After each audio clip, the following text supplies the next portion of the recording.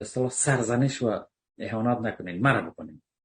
اما من این میره بر شما میگم جبهه مقاومت در مسیر درست پیش نمیره. شاید شما بگی چی میگی باز شروع کردی؟ این من شما رو میگم نتیجه شده 10 ماه برای ما بگوین. یک بیانیه همینطور کار تمام که سنگ تمام بگذاره و اصطلاح حجت باشه شما شنیدین؟ دیدن ما نشنیدین.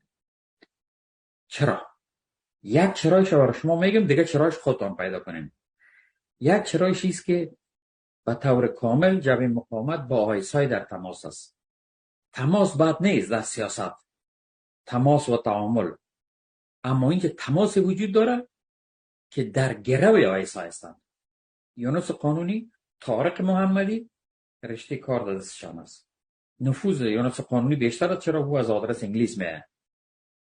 علی رغم ادامه قتل، کشتار، شکنجه، کشیدن چشمای جوانای پنجشیری، انداختنشان در دریا، هنوز به وعده‌های آیسای اینمی گروه اعتماد داره. این خبر بدبختانه موثق است. ای که کدام معجزه در آینده این مسیر تغییر بده و ذهنیت ها رو پس دوباره به اصطلاح باد بزنه، این در دست من هم نیست. اما فعلا اینمی چیزی است که من برای شما گفتم.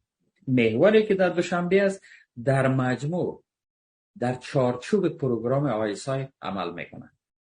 شاید بگوین که دروغ غلط است، تهمت میزنی که این جنگ میشه در آباد چی حال است، پنجشیر جنگ میکنه.